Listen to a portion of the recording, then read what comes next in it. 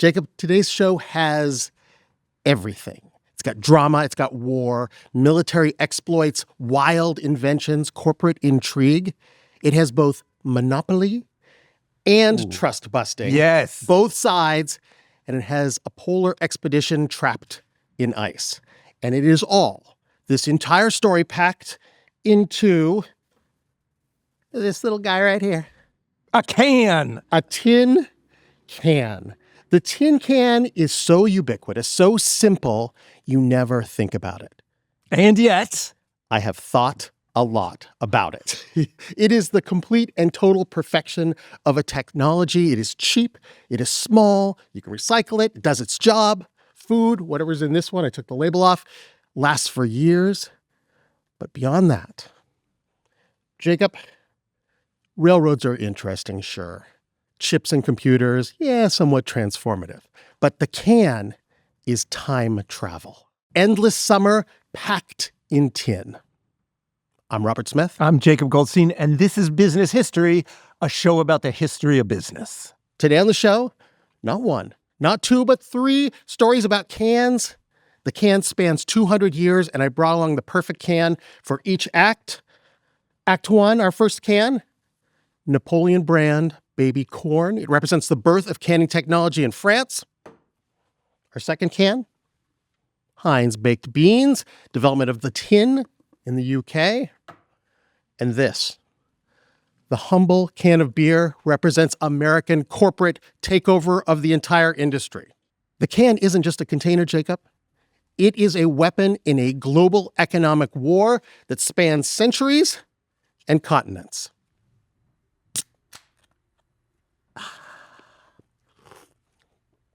Oh, It's fine. it's fine. My dad drank it. Sure.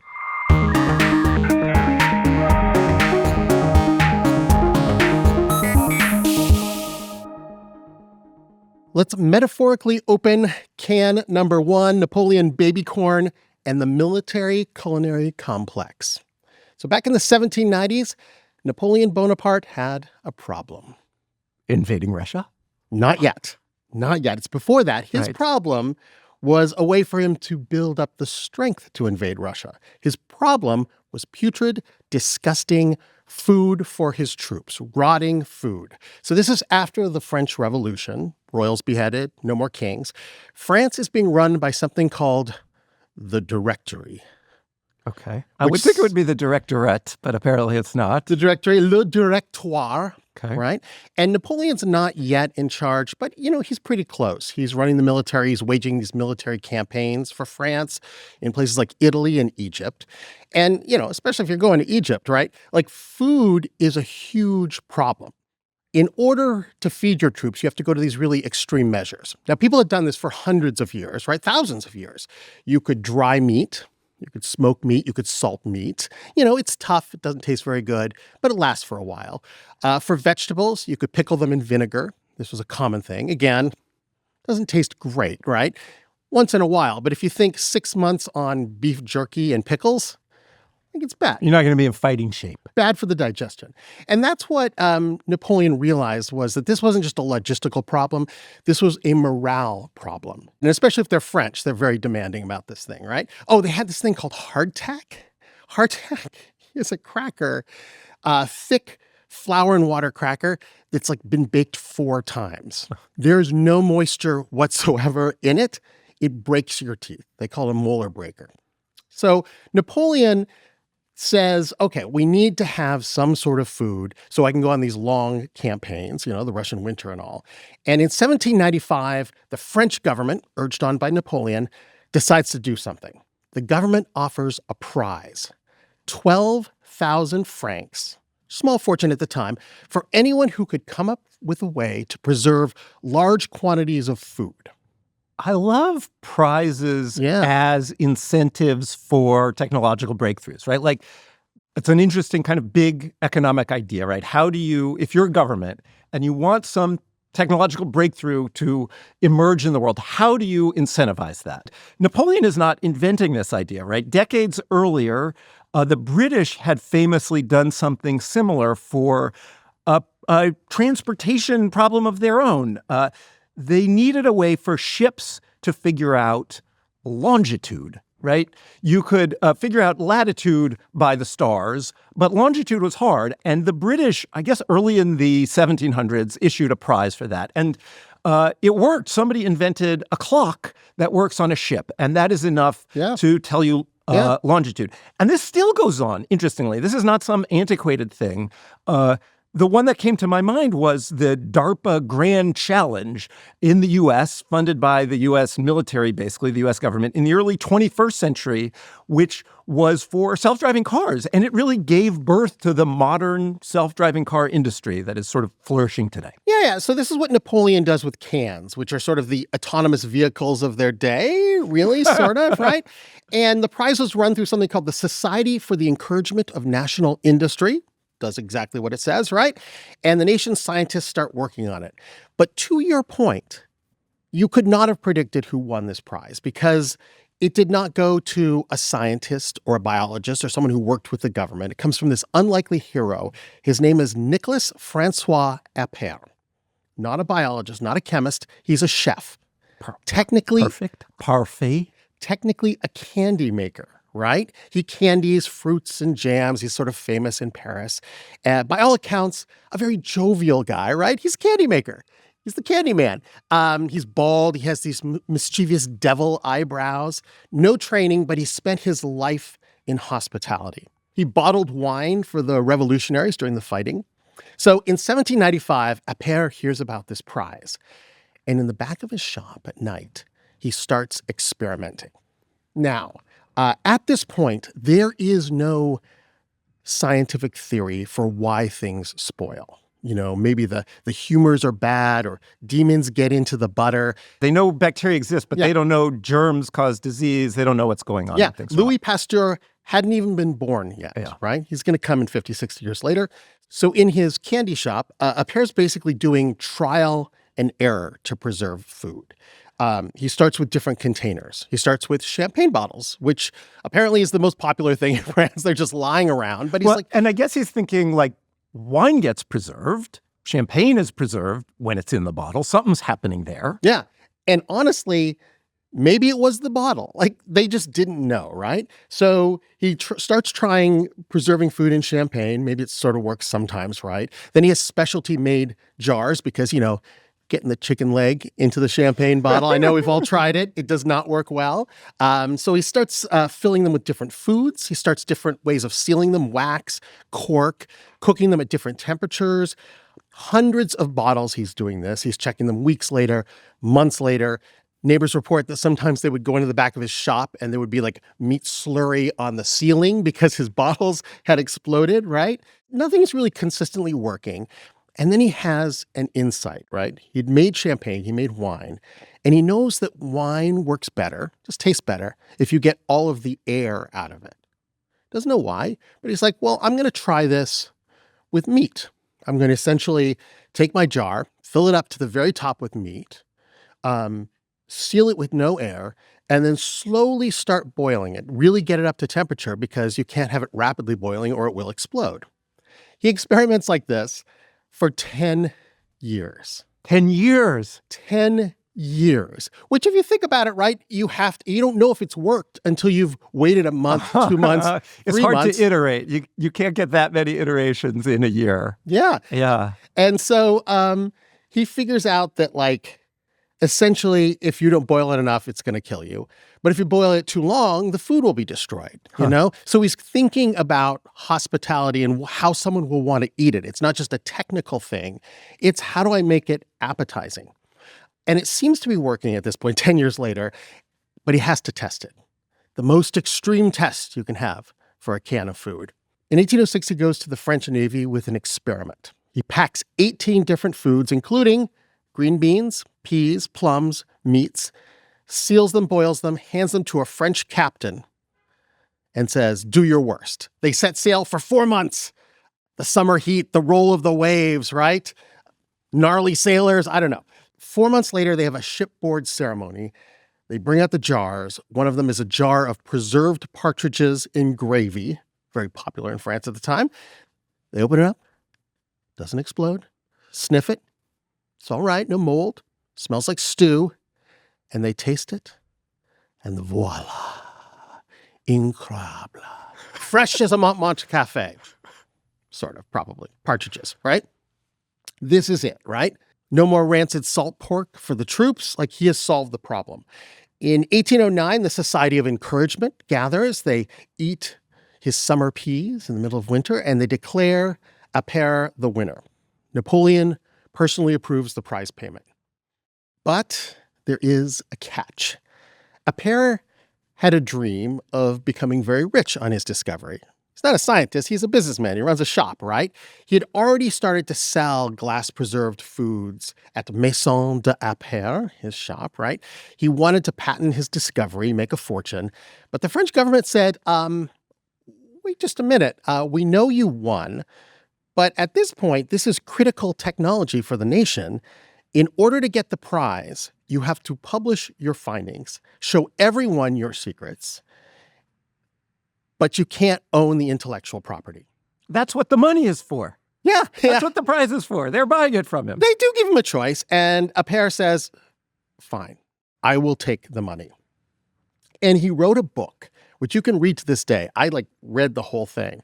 It's not just about the theory of preserving food, canning as they called it. By the way, the can is not for the physical can, it's for canister. So jars are canning, cans are canning, right? The name of his book is The Art of Preserving All Kinds of Animal and Vegetable Substances for Many Years. So it is like canning for dummies. It's a canning cookbook. It's an exact canning cookbook. Here, read a little bit about the summer peas. Put them in the water bath in order to boil for an hour and a half when the season is cool and moist, and 2 hours when it's hot and dry. Yeah, it depends on the weather. Yeah, I love that. Well, this is 10 years of experimentation talking. This guy knows, right? And so at this point, Appert is pretty famous in France. He publishes this book. Napoleon now has his wagons filled with canned peas. They call it food à la Appert. So Appert uses his prize to build the first food preservation facility. He is going to make money off of this. He tries. And at this point, they're very expensive. This is essentially bespoke, handmade vegetables, right? He sells it only to the very rich of French society. But they're the first people on earth to experience this radical idea that you did not have to eat what's in season right now. It just never occurred that you could have peaches or strawberries if it wasn't the summer. That's insane. It just never happened. But all of a sudden, you could walk in the middle of a Parisian winter and see all these things and bring them home, right? It was amazing. Now, at this point, Napoleon is in charge, decides he's going to try to take over Europe and be well-fed at the same time. And this would come back to bite Nicolas Appert. It is time now for the story of can number 2. Can number 2, you may recall, Heinz Baked Beans. Technically an American company, but very popular in the UK. This is the UK version. And this chapter is about the mass market for cans. Mere months after Appert publishes his strict instructions on how to put food in a jar, a patent application is filed, not in Paris, but in London, across the English Channel. And it's not just about jars. Like any patent, any good patent out there, it lists everything the inventor can think of, right? All the ways you can think to put food into a container. Bottles, yes. Jars, yes. Pottery, I don't know, didn't catch on. And crucially for our story, iron covered in tin. And surprisingly, the patent is not from our inventor, Nicolas Appert. It is from a merchant who, as far as we know, had no food experience whatsoever. His name's on various patents through the years. His name is Peter Durand. So is he like a 19th century patent troll just piling up intellectual property? Does he start suing people? It's interesting. We don't know what he's up to, but when you look at the fine print of the patent, he doesn't really say it's his idea. He says, I'm quoting here, an invention communicated to him by a certain foreigner residing abroad. Appert. It does not say who the unnamed foreigner is. But at this point, England and France are bitter rivals. You can understand why Appert or anyone else wouldn't want to sell military secrets to the British, right? It makes total sense. Napoleon would throw you in jail, kill you, right? Now, is Durand a front man for Nicolas Appert? We don't know. We know he's granted this patent in the UK and takes it to the US. And then almost immediately he sells the patent to someone who actually makes it happen for about £1,000, right? So the man who buys the patent is Brian Duncan. And he was exactly what the can needed. He was just a practical guy who solved problems, right? He had developed the first machinery to make paper. I know, people had handmade paper, right? And he's the one that said, no, you can have giant machines to make paper. Seems remarkably late, but I guess not, because the Industrial Revolution had just come along, right? Everything was handmade until basically then. Yeah, and he had already patented and manufactured the first steel pen, which, if you think about it, a pen is like a can for ink. A tiny can. A tiny thin can for ink. So Brian Duncan already had a factory ready to go. And at this point, you could sort of see that military and governments are good at encouraging innovation, and they're great as first purchasers of products because they'll pay anything, right? But they're not the best at creating cheap, efficient products. And for preserved foods to become a worldwide phenomenon, this is going to take a half century of Brian Duncan's work, right? This is an important idea. You hear it all the time now from people starting companies. This idea that we think about the breakthrough, the prototype, but in fact, going from the prototype, which is sort of where France is a little bit past that, but it's not at scale. It's not for everybody.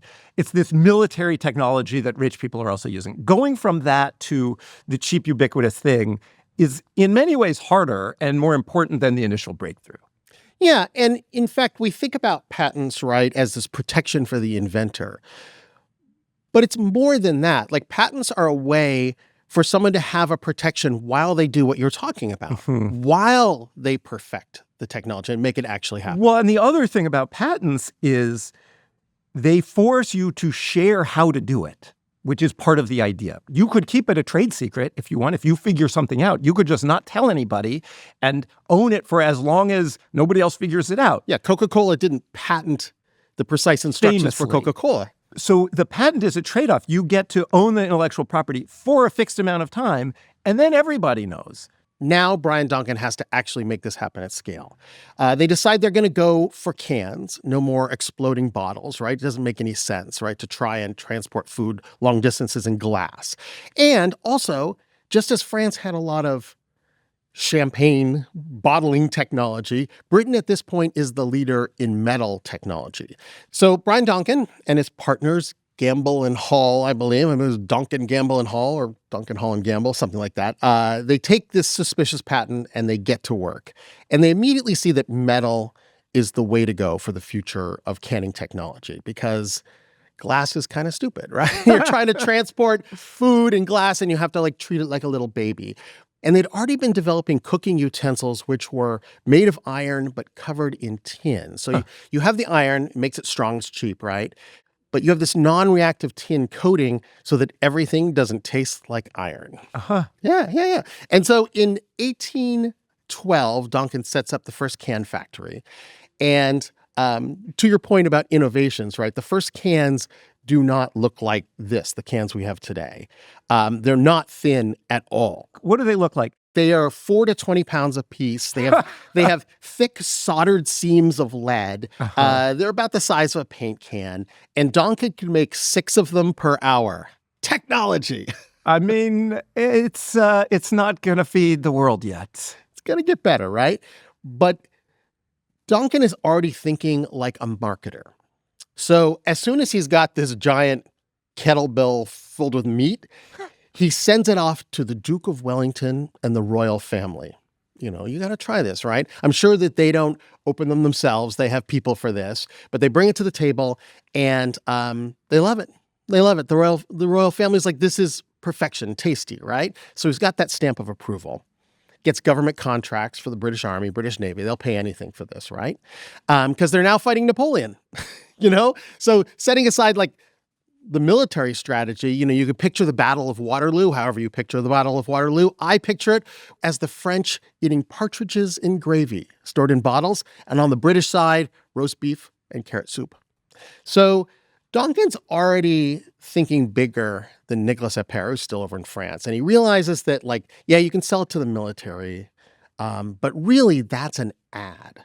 That's an ad to sell to everyone else. So Donkin's agents start taking these giant cans. Imagine these agents were very burly, giant muscles, right? And they start taking them to the wharves where the ships are, to the port towns, saying like, oh, the royal family loves it. We sold it to the British Navy. Don't you want to take this on your travels around the world? So they would sell this as like this chance to like dine like a king out on the water.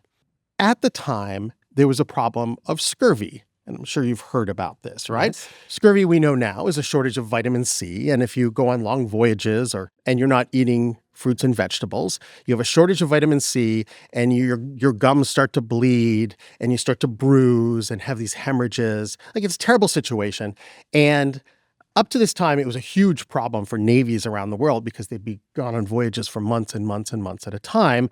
Like, it's a huge problem. And Duncan's agents would hustle the ship captains to take some aboard, right? And he's like, when you're in the latitudes in the South Sea, you can bring a little bit of British meat with you. Duncan's company also sells the cans to what I consider the influencer of the 1800s. I am referring, of course, to the explorer. Oh, you know, with the hat, the pith helmet, and the little and the khakis, right? Now, at this point, explorers are really starting to make progress in the Arctic and Antarctic. Not right? so much the pith helmet and khaki. I picture them up there, right? No, they have the fur, the fur covered in the coats made of seals. Yeah. So this is the age where men would join the Explorers Club, right? And they would raise money for these big expeditions. And so it was a little bit like an influencer. These people were famous and they would be out on the ice for several years. You wouldn't know what's going to happen to them. And they'd come back triumphant, all without eating a single vegetable for years. So it was a problem from a can point of view. So Duncan and his company send their tinned veal stew to one of the most famous explorers of the time, Sir Joseph Banks. He had sailed with Captain James Cook. He was a member of the Royal Society. And Banks sat down to dine on the 2-year-old canned veal and declared it one of the most important discoveries of the age we live in. And this man knew discoveries. He knew discoveries. It is a real breakthrough. We're kind of making fun of it, but it's real. It's absolutely real, right? Because you immediately see this as a tool. The can is a tool, well, for military conquest, but it's a tool for exploration. And soon it will be a tool to transform, the way countries worked, really. And there was no refrigeration. To state what is perhaps obvious, it's just hard for us to understand the scarcity of fresh food at that time. In the winter, even on land, people would get sick at the end of the winter. There was this thing called winter sickness because you wouldn't eat fresh food all winter, so that by the time spring came, everybody would be kind of sick until refrigeration and cans came along. Exactly right. And this is what Sir Joseph Banks saw. It's just that at the time, only the military and the explorers had the money to buy it. Soon everyone would, but at this moment, it is for the well-funded, right?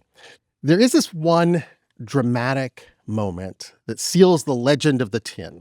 William Perry is in the Arctic on his ship HMS Fury. Love those names. HMS Fury. And as often happen every time, they get trapped in the ice floes, right? The ice starts to crush the ship and they decide they have to abandon ship, go over land, right? So they throw all the cans out onto the ice. They drag them to a beach. They take a few of the cans and it takes them months, but they eventually get to safety, right? 4 years later, another explorer, John Ross, trying the same thing. Same thing happens to him. He also gets stuck in the ice, except his men are hungry and they are desperate. But they stumble upon the cans. Perry's cans from HMS Fury are on the beach. They open the cans. It's 4 years later, saves their lives. Cans. It's so impressive. I can't believe this because they're heavy. They take one of these cans back to London to show everyone the can saved our lives. And you can still see the can at the Science Museum in London. Is the meat still good? Great question. In the 1930s, so this is like 100 years after it was canned, right? In the 1930s, scientists opened it for analysis. To quote them, it was in perfect condition. Did they eat it? They did not eat it. They reportedly fed it to laboratory mice and a cat, all of which survived. Okay. Yay! Until the mouse was eaten by the cat. That does happen. The scientists can't prevent nature, right? So Donk and his company have now locked up the government contracts, the explorers. There's other competitors now. They just need a way to convince regular people that everyone needs canned foods, right? And this is a harder sell because if you think about it, up to this point in history, you probably never bought food that you didn't see, that you couldn't actually inspect, right? So for the regular person, they're like, oh, yeah, there's a fish inside this can. And you'd be like, I don't know. You're operating on trust. And maybe there wasn't a lot of trust, especially about industrial things at the time, right? Especially industrial food. That's another level of trust required. Which really didn't exist, right? No. So 1852, unfortunately for the can industry, the newspapers are filled with the Great Can Scandal. Putting the can back into the scandal. The S-candal. Scandal, right? A group of meat inspectors were opening cans bound for the Royal Navy. First can, rotted. Second can, spoiled. It wasn't until the 19th can that they found one that they said a human could eat. So the technology of cans was mostly working. It was the contents and what they put into the can that was completely gross. Now, at this point, there are a lot of competitors making cans, putting food into cans. And one of them figured out, well, if nobody can see inside, why don't I put the cheapest meat I can possibly find into these cans? Jacob, I want you to read from the newspaper coverage at the time. So this is a list of what they found inside the cans. It says pieces of heart, coagulated blood, pieces of liver, ligaments of the throat, pieces of intestines. In short, garbage and putridity in a horrible state. And those weren't even on the paper on the outside of the can. Didn't even say garbage or putridity on the list of ingredients. Apparently, they even found a dog's tongue. Ugh. They traced the problem back to Romania or Moldova, depending on which source you use. I take it they didn't write that on the can either, right? Huge PR scandal. Inspectors around the globe start to spot check cans. They find the same thing, lousy meat inside. Everyone's reading about this, as you can imagine. Like, ooh, what do they find today in the cans? The can manufacturers strike back with a huge advertising campaign. They have, testimonials. No, that doesn't work there.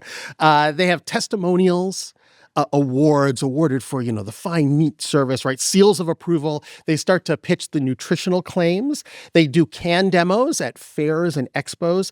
There's stunts like they had this public dinner prepared solely from canned meats that only cost a penny for you to come and eat it. Yeah, I know, right? And as we talked about last week in our show about the grocery chain A&P, this is the birth of the brand. Mm-hmm. They're really starting to signal there are no dog tongues in this can. Well, a brand is truly valuable in this context. Yeah. You literally can't see inside the can, for one thing. The industrialization of food means you're getting farther from the source. And today, I feel like we primarily think of brands as sort of superficial marketing tools. Maybe, maybe not. But truly, brands can signal quality. If some people are putting rotten meat inside their cans, and you reliably are not, that is meaningful. A brand is meaningful in that context. And they're starting to realize you can have different brands for different people, the sales aspect of this. Apparently, they sold cans to women called My Lady Can and Little Duchess Can, right? The Virginia Slims of cans. Exactly. For men, Jack Tar brand and Sailor's Savories. Oh, manly canly. Yeah, go down to the pub and have some Sailor's Savories. And perhaps most importantly of all in the marketing of the can, they developed the can opener. Wait. Yes. It's been decades. I didn't even think of the can opener. Yes. What were they doing before this? How did you open a can before the can opener? 50 years since the first Truly, can. how did you open a can for 50 years? So it boggles the mind. On some of the cans, they had instructions, which were get a hammer and a chisel and just donk, donk, donk, donk, donk, donk to open the can. I am aghast. It does. Here's a question. What is a thing today where we have the can but not the can opener? Where once some new thing is going to be invented, they're like, how did you go so long without the thing to use the thing? What would it be? I was thinking about all the cords and everything, and I know they're starting to solve that with the just placing something down and People having it charge. have this dream of where you're just in an electric field, where your thing is charging just ambiently. I don't know the physics of that. But yes, maybe someday they'll be like, you had to plug in your things all the time? Yeah. How did you live? Okay, the can opener. Now, everyone's using a hammer and chisel. I was thinking about this, and perhaps the notion of convenience wasn't associated with food in the 1800s. You had specialists, cooks and chefs, and, at the time, housewives, who would spend all day cooking. There was no easy, fast way to do anything in the kitchen. And so it's like, you already have peas from 6 months ago, this miracle. Oh, now you're saying it's too hard to open? Nobody's going to think of that. I don't want to take the time. My hammer is way over there. My chisel. Who has my chisel? The first can opener was developed by Ezra Warner, and I saw a picture of it. It looks like basically a piece of metal with a little hook on it. It looks a little bit like the kind of can openers you get at a camping store. Those are terrible can openers where you have to kind of hook it every time. There's no wheel. And you're sawing the can. And all the sharp edges. Oh, so sharp. So once you do this, it's not just that the edge is sharp, but it's jagged and sharp. It's extremely hard to open a can with. I would rather use a hammer and chisel. It was terrible. But people started to buy it. And some stores would stock one single can opener, and they would open the can for you before you left. Oh, genius. Yeah, I'm having peas tonight. The rotary design didn't come until 1870. And it's such a beautiful tool. So good. It has the two little gears and the handle. I love a can opener. The marketing push worked. Everyone forgot about the dog tongue. I will personally never forget about it, but everyone forgot about this. By the end of the 1800s, cans were something everyone could buy, and they did. And it was helped along by this huge movement of rural folks into the city. So industrialization was reducing the labor needed on farms. Factories were opening in the cities. People were coming into, crowded areas of New York and Chicago. And it's really hard to get fresh foods into the city, into the tenements and apartments. And cans were the answer. The killer app for cans? Condensed milk. Because you're in the city. I thought it was the can opener. No, the stuff inside, the condensed milk, made by Borden in 1856. They would put the milk in the can in Connecticut and bring it down to New York City. And people were like, this reminds me of having a cow. Except very sweet, as we know, with condensed milk. Because, again, refrigeration, cold chain, still not a thing. If you live in a city, it's hard to get milk. They used to have, I think it was cows in Central Park in Manhattan. For the milk? For the milk, if I recall correctly. Like, they would give it to the children or something. Campbell's Soup, 1895. Same year, our can of Heinz baked beans. It's a U.S. company, but a year later they debut it in the U.K., and for reasons I will never understand, the British decide to eat it for breakfast. With sausage and tomatoes. It's incredible. It's a whole thing, right? Full English. By the 20th century, food cans look pretty much like they do today. Standardized size, thinner walls. But these little things, I would argue, have transformed the earth. It's easier for people to move food, so now it's easier to move to the cities. Also transformed farming.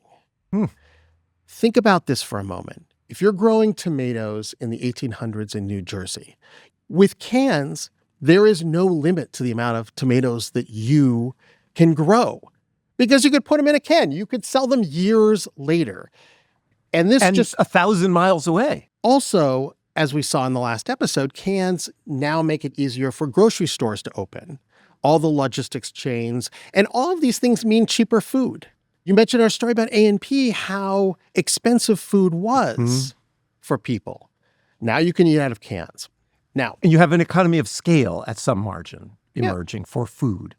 So As the scale grows, it is perhaps inevitable that a behemoth will emerge.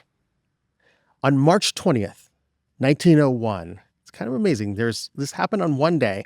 A bunch of rich people finally pull off their plan to combine 90% of America's tin can manufacturers into one giant.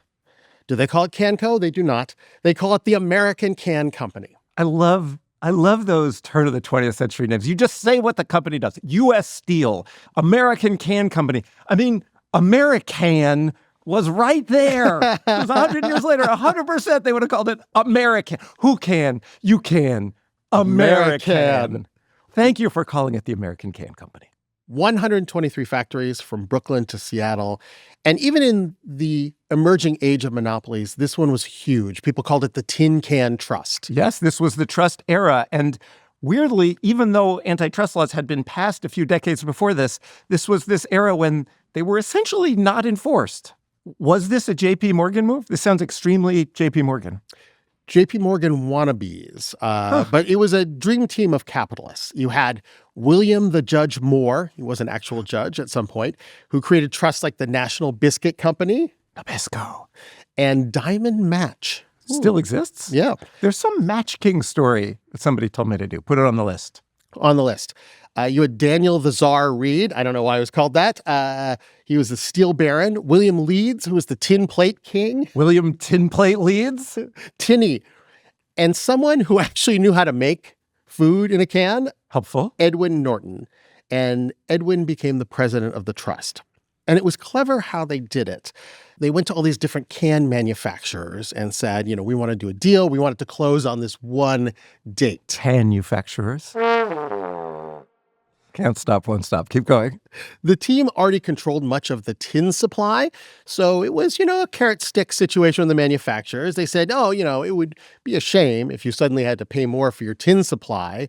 You're really going to want to sell your can company to us. And then when the can manufacturers were scared, they offered very large checks for the factories to sell out. And all they had to do was promise that they could not re-enter the can business for 15 years. It's so anti-competitive. 123 factories. They did some calculations afterwards and looked at how much they paid for all these companies. And it was pretty clear that they could have just built new factories for the same price. But then they would have had to compete. So instead, of course, they take these companies, and what's the first thing they do?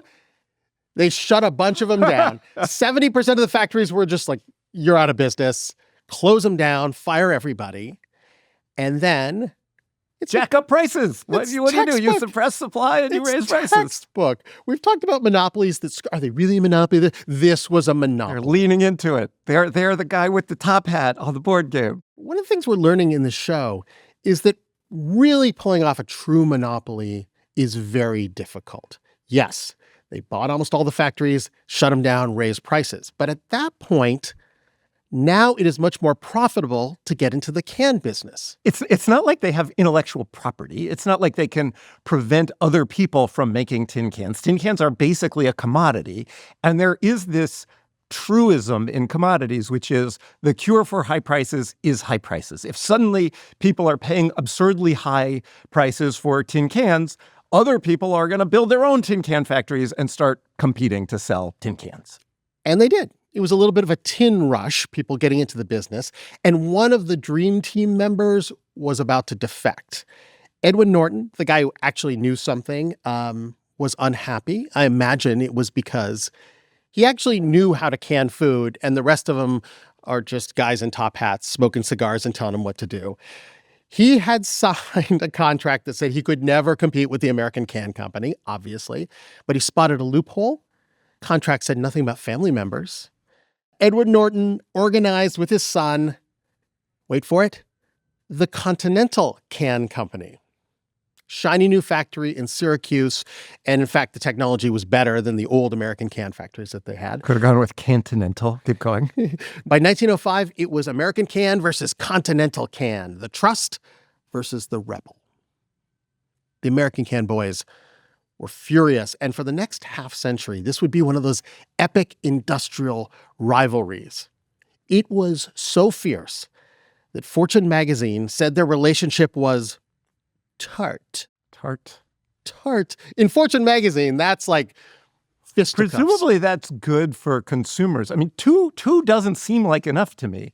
Two, I feel like you could still the have duopoly. Sort of tacit price fixing or maybe explicit price fixing. I don't know. I'm surprised that it's only two. I guess, is it because there's an economy of scale and so it's hard to enter and compete? It's a duopoly. There's two big ones, but there's lots of little ones. Yeah. And in fact, 10 years later, the U.S. government, slow as they are like, can monopoly. If there's one thing we've learned in this show, if there's one thing we've learned in this show, it's that the government is so slow to respond to what's going on in competition, right? It takes them 10 years to get all their briefs together.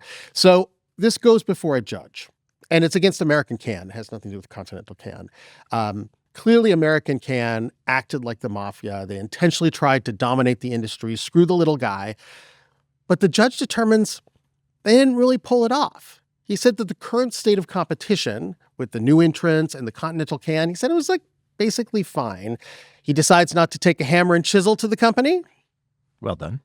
He wrote that he was reluctant to destroy so finely adjusted an industrial machine.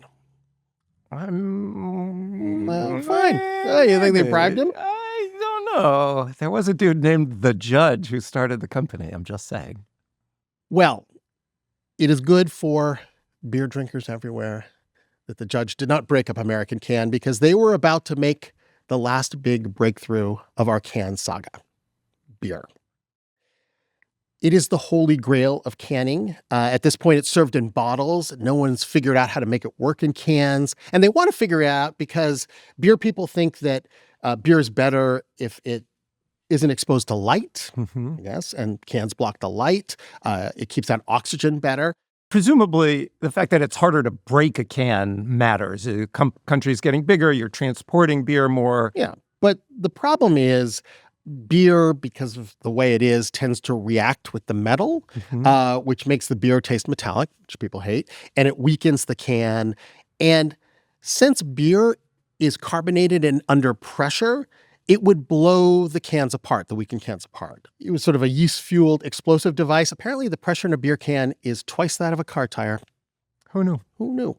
American Can started to work on this in 1909. They wouldn't solve it till after Prohibition. They were secretly working on it. In 1935, the answer was something they called the keg liner. Each tin destined for beer was lined with a form of plastic. This is before aluminum, so it's still the tin cans that we know. But they started out with pine resin and enamel was the first thing they tried. They ended up with something called vinylite plastic. Vinyl plastic was eventually used in another famous product. The siding on my house? That too, but the vinyl record. Oh, yeah, right, vinyl. At one point, I think American Can owned a vinyl manufacturer that actually supplied record vinyl as they became a conglomerate. American Can needed to test this out, and they partnered with the Kruger Beer Company of Newark, New Jersey, to release the first canned beer. American Can offered to put in the canning equipment for free, and Kruger would only have to pay if it was a success. And the very first can of beer, it looked just like a vegetable can, steel and tin, sold individually. And American Can was thinking about this because they're already thinking about how long it had taken for can openers. And so they developed a special can opener. You can't just crank the top of your beer can and then put your lips to the sharp edge of metal. They developed something called a church key. That's what they call it. I don't know why. But it puts a little triangle indentation in the top of the can. We used to do this for canned orange juice when we went camping. When I was a kid, it was like tin can orange juice. And you do it on two sides. You do it on one side to drink out of it, on the other so that the air pressure pushes the orange juice into your mouth, I guess. They didn't know if any of this was going to work. So they sent the first batch to Richmond, Virginia, figuring, well, if it's a flop in Richmond, no one's going to hear about it in New York City. They did that with credit cards in Fresno. Yeah. The first credit card they sent to Fresno. I was thinking about this. I don't know if there are still test markets because everyone knows everything happening all the time. But in the day, you would go to try things out in Peoria or Columbus, Ohio, whatever it was a place where new products would emerge and they would see how the regular folk liked it before they moved it to the big leagues. So what happens? People loved it. Sure. People loved the can. It stayed cold. It's easy to stack. And this is key. You didn't have to pay a deposit on it. Oh, yeah, the old school bottle. This was true in Mexico when I was a kid. If you bought beer in Mexico when I was a kid, it came in these really thick bottles, and you paid a deposit that was on the order of as much as the beer. Yeah. And you would take the bottles back to that beer shop. Like, that was a huge percentage of the price, so much that you would always bring them back to that shop to get your deposit. Now, you want beer, you buy the can, get the little church key, which they sometimes gave away, you drink it, and then you just throw the can out the window. Perfect. No problem. America, right? Kruger sales went up. The beer company went up 550%, 180,000 cans a day. Other brewers jump in. Continental Can, you'll remember that the Tart rival, they jump in with another technical innovation that did not survive, a beer can with a cone on top so that brewers could use the same bottle caps. Huh. So it was essentially a metal bottle that you could run through the machines and put the caps on. I wonder why that didn't survive, because that seems easier to drink out of than the church key style. Probably just more expensive. Oh, yeah. And right? I guess you can't stack them, to your earlier point. And, of course, it would be the 1960s, after the can had turned aluminum, that they would figure out how to put an opener into the can itself. This was the deadly version, right? The version that I still remember occasionally seeing when I was a kid. Tecate beer. I lived in Southern California, and Tecate beer still had that old 1960s style where there's a little ring, and you put your finger in the ring, and you pull it, and what you get off of the top of the can is this razor-sharp piece of metal that is a weapon, essentially. And that's how you open the can. And it seems manifestly a bad idea in the way a lot of things from that era do now. Many people must have truly hurt themselves on these razor-sharp things that came off the top of cans. I'm a little older than you. And when I was growing up, the gutters of the city were filled with these little can tops, these little pieces of metal that you've pulled off. I remember my mother warning me when we went to the beach, because obviously people would drink beer at the beach. They would toss these little ring pieces of metal, and you would step on them in the beach. Famous Jimmy Buffett song, Stepped on a Pop Top. Oh, yeah. Didn't know. Yeah. This was like a danger of the time. It gets worse because you knew this was happening. You didn't want to litter. So you pull off this little piece of metal, and what would a lot of people do with it? They'd put it inside the can and then carefully drink around it. There was, I swear to God, all these news stories about people and kids accidentally drinking the pull top. In fact, there was an article in Pediatric Emergency Care called Swallowed Can Tab. Is it still stuck in the esophagus? I hope not. Or do you hope so? No, you hope not, right? What do you want to happen? I don't know. In that setting? In 1974, a doctor who swallowed one began a crusade against them. And this is actually how we get the tab that we have today. I mean, the thing we have now is genius, and I actually don't know how we got it. Are you about to tell me? I am. The solution came from an engineer at Reynolds Metal, so they'd been working on this for a while. Daniel Kudzik, he says it came to him one night when he was watching TV. And he had just swallowed a pull tab? I have an idea. Why don't you read from his patent application? The opening construction of the invention requires a tab, which must be stiff against transverse bending, and yet flexible enough and tough enough at the connection between the tab and wall to permit lifting and retracting the tab without causing a fatigue crack at the connection. This is not easy. I have thought about this a lot. It's called the Stay tab, and I've been watching slow motion videos of the opening. They're all over YouTube. You should really watch it. This is an amazing piece of engineering, and it actually works in 2 steps. Okay. So the first step is it acts as a sort of like what they call like a lever, like a wheelbarrow where the fulcrum's at the end. Okay. And so it opens a tiny little hole in the top and it releases the pressure. Now, at that point, the way this is designed, now it's a lever with the fulcrum at the little rivet. So now that it's like opened a little bit, it acts in a different way to open the top in a sort of circular way. It's so clever. I want to take a moment to appreciate how much cleverness there is in the world. We are surrounded by cleverness like this that in most cases is opaque to us. In this case, it's right in front of me, has been my whole life, and I sort of got that it was clever. But until you just explained it to me, I never understood how subtle and clever it is. It's even better than that because it's all parts of the can went through this process. The aluminum in a beer can is so thin that it would easily collapse, except for the pressure that it's under. So the pressure is the thing that is making a can incredibly strong. You could stand on it, and then when you drink it, you can crush it. Amazing. Or if you take the cans with the vegetables. Where's my other can here? Oh, they put the ridges on the can. They put the ridges on the can so that it doesn't collapse, but also so that if the contents expand a little bit under heat, there's a little bit of give in the can. Incredible. I never knew. The age of the industrial can company peaked in the 1950s and the 1960s. Weirdly enough, when Andy Warhol decides to paint those Campbell's soup cans like as the emblem of modern culture, sure. All these other things will get invented, right? You obviously had refrigeration, frozen food, TV dinners. You had cartons, resealable pouches. Like you just didn't need to eat meat from a can anymore.